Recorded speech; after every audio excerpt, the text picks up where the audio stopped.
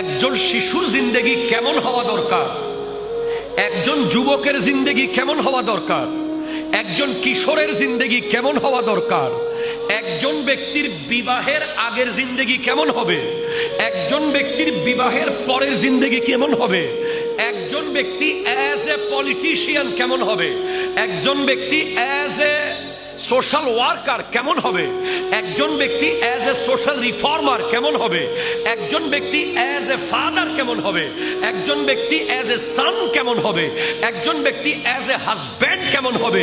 গোটা জিন্দেগির জন্ম থেকে মৃত্যু পর্যন্ত প্রতিটা মুহূর্ত আপনি যদি শিখতে চান, আমার নবীর ইউনিভার্সিটির ছাত্র আপনাকে হতে হবে। পৃথিবীর আর কোথাও আপনাকে যেতে হবে না। ये एक जात काफी है। এটা জোরে বলেন না সুবহানাল্লাহ। এক হস্তি কাফি है। আল্লাহ বলছেন তোমাদের জন্য তোমাদের নবীর কাছে রয়েছে উমদা নমুনা, উত্তম আদর্শ। সুবহানাল্লাহ জোরে বলেন।